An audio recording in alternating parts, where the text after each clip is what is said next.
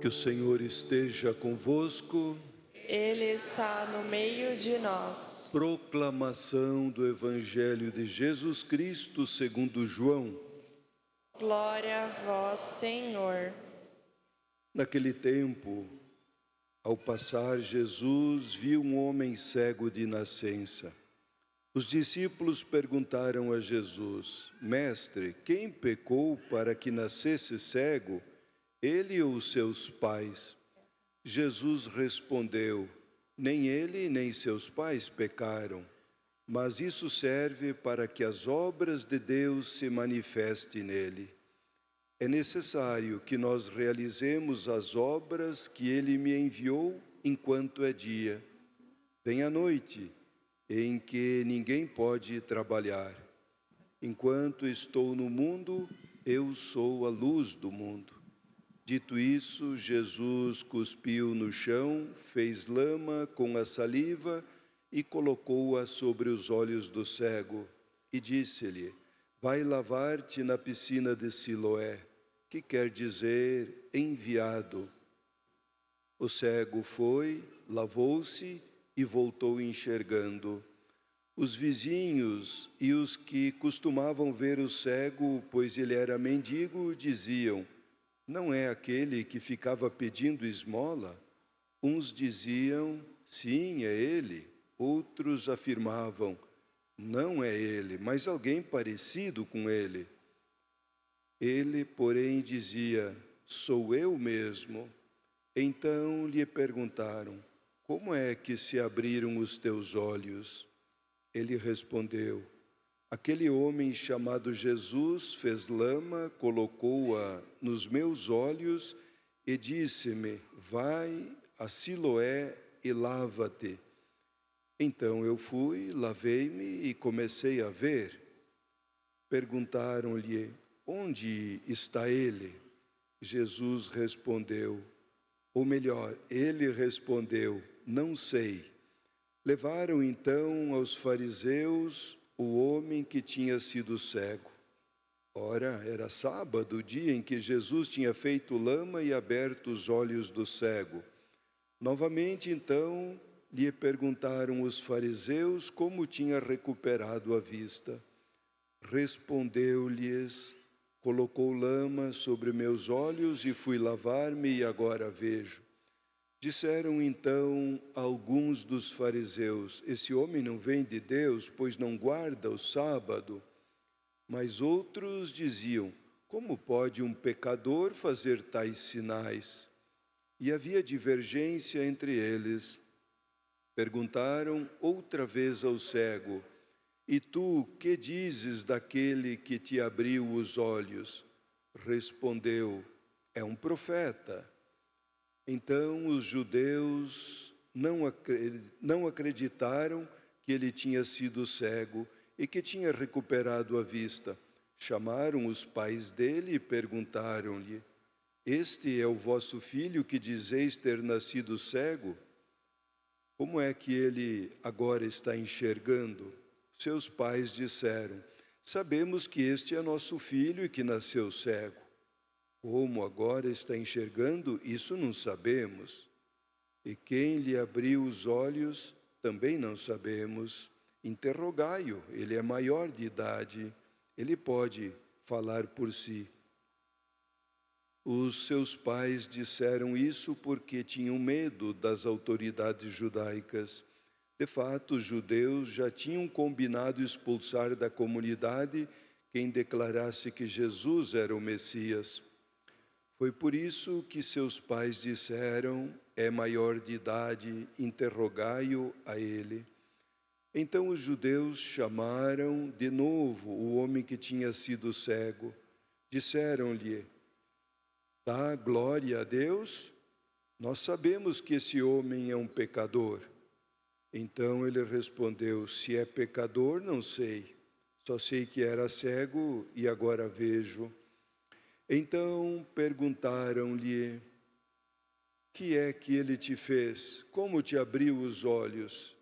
Respondeu ele: Eu já vos disse, não escutastes? Por que quereis ouvir de novo? Por acaso quereis tornar-vos discípulos dele? Então insultaram-no, dizendo: Tu sim és discípulo dele. Nós somos discípulos de Moisés. Nós sabemos que Deus falou a Moisés, mas esse não sabe de onde é. Jesus, ou melhor, respondeu-lhes o homem, espantoso: Vós não sabeis de onde ele é? No entanto, ele abriu meus olhos. Sabemos que Deus não escuta os pecadores, mas escuta aquele que é piedoso, que faz a sua vontade. Jamais se ouviu dizer que alguém tenha aberto os olhos de um cego de nascença. Se esse homem viesse de Deus, não poderia fazer nada. Os fariseus disseram-lhe: Tu nasceste todo em pecado e estás nos ensinando? E expulsaram-no da comunidade. Jesus soube que o tinham expulsado, encontrou-o e perguntou: Acreditas no Filho de Deus? Respondeu ele: Quem é, Senhor, para que eu creia nele? Jesus disse: Tu o estás vendo, é aquele que está falando contigo. Ele exclamou: Eu creio, Senhor, e prostrou-se diante de Jesus. Então Jesus disse: Eu vim a este mundo para exercer um julgamento, a fim de que os que não veem, vejam, e os que veem se tornem cegos. Alguns fariseus que estavam com ele ouviram isso e disseram: Porventura, também nós somos cegos? Respondeu-lhes Jesus: Se fosseis cego, não teríeis culpas. Mas como dizeis, nós vemos, o vosso pecado permanece. Palavra da salvação. Glória a vós, Senhor. Podemos sentar.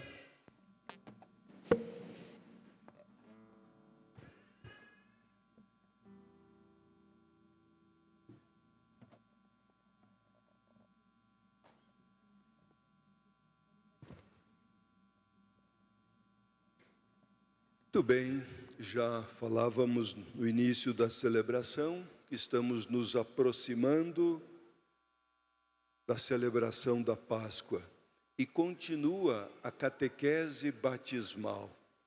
Nós ouvíamos no domingo passado o texto do Evangelho da Samaritana, em que Jesus se apresenta como água viva. Hoje, o tema da luz: o homem que era cego recuperou a vista. Jesus, luz da vida. No próximo domingo, a ressurreição de Lázaro. Então, Jesus é caminho, verdade e vida. As leituras nos lembram a fé recebida no batismo e nos ajudam a entender que, sobretudo na dinâmica do Evangelho, tanto longo, eu fiz questão de ler ele completo, a fé é um processo. O cego não recuperou a vista todo de uma só vez. E a sua manifestação em relação à pergunta de quem era Jesus, de quem era Deus para ele, a princípio era alguém. Depois ele disse: é um profeta. Depois, alguém enviado de Deus. E num quarto momento, ele diz: acredito, sim, Senhor, e prostrou-se diante dele em adoração. Como que a nos dizer que a fé vai crescendo gradativamente.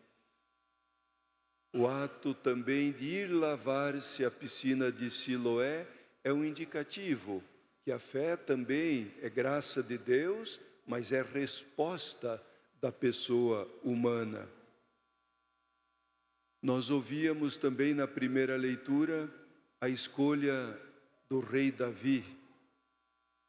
A princípio, o profeta é designado para ir para ungí-lo, e como o pai do rei Davi tinha vários filhos, o profeta começou a contemplar aqueles que ali estavam e tinha imaginado que seria um dos maiores, grandes, fortes. E Deus lhe disse: não julgue pela aparência. O homem julga pela aparência, mas eu vejo o que está dentro, disse Deus.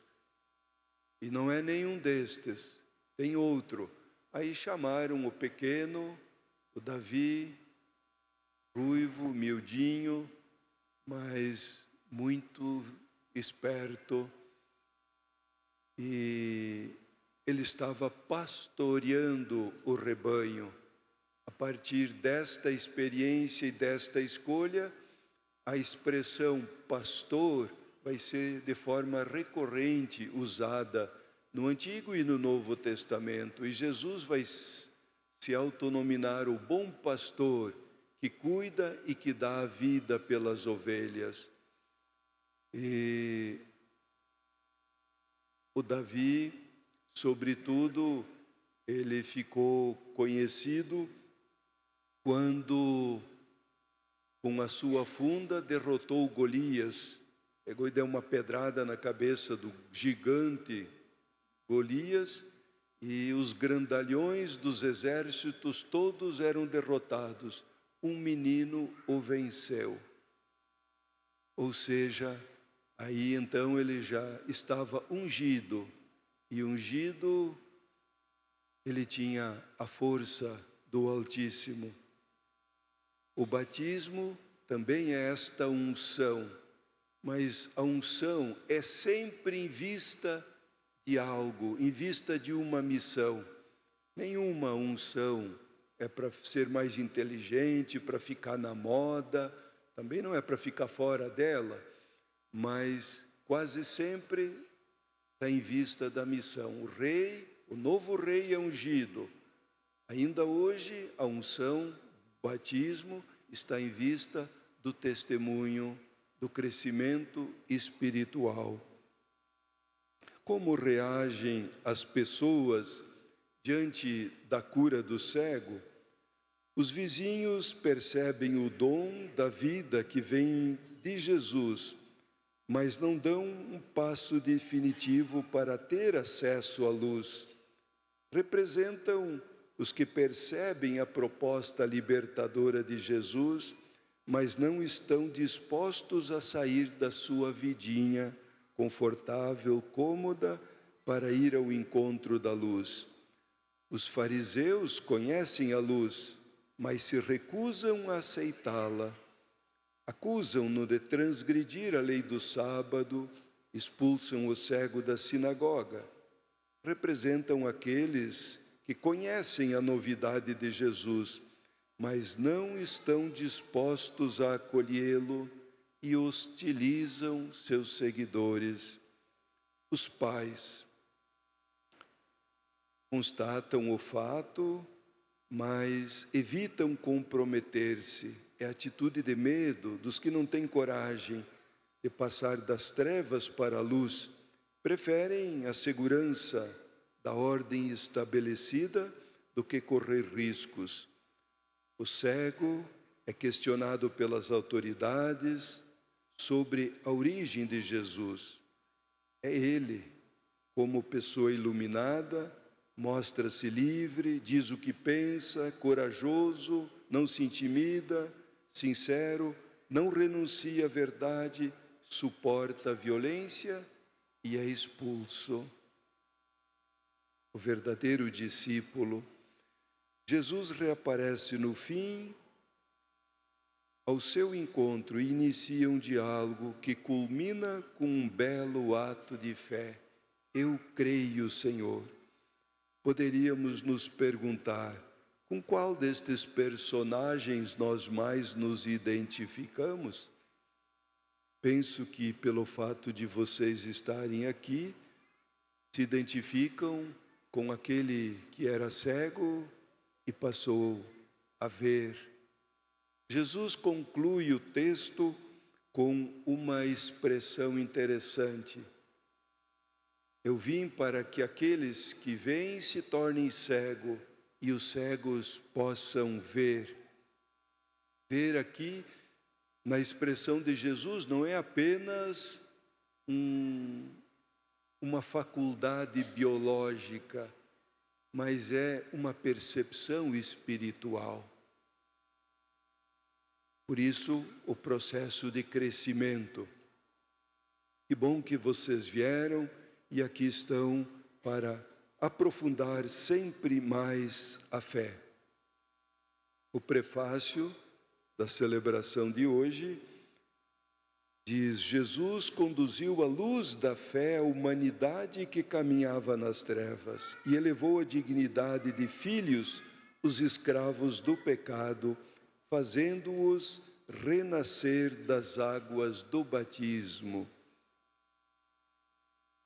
Portanto, aqui está uma significação clara do nosso batismo, para nos ajudar a ver, mas ver as coisas de Deus, ver, perceber e obedecer, fazer-lhe a vontade. Este é o desafio para que possamos superar as possíveis cegueiras. Conta uma história que, certa ocasião, uma empresa que fabricava calçados decidiu abrir uma filial na Índia e mandou 2 emissários até lá para sondar o mercado. E cada um foi em uma ponta diferente do país. Chegando lá, um deles logo passou um fax e disse: pode cancelar o projeto de uma fábrica de calçados na Índia, porque aqui ninguém usa calçados. Sem saber disso, o outro foi numa outra ponta e mandou um fax. Naquela época não tinha e-mail, né? Nem o WhatsApp. Mandou o fax dizendo: tripliquem o projeto da fábrica de calçados, porque aqui na Índia ninguém usa calçados. A percepção totalmente diferente. Um é cego, o outro um visionário. A diferença de perceber as coisas de Deus, os sinais de Deus, faz com que uma pessoa tenha brilho nos olhos e se dê bem na vida, e outras tenham bem mais dificuldades. Mas quando o Espírito de Deus vem e a pessoa o acolhe, os olhos se abrem. E acreditem, quem acredita em Deus, quem é de comunhão eucarística regular, não passa fome. Deus não deixa, mas é resposta da nossa parte. Continuemos, pois, a nossa caminhada para a Páscoa, aprofundando sempre mais o sentido do maravilhoso sinal que recebemos, o batismo. Louvado seja nosso Senhor Jesus Cristo.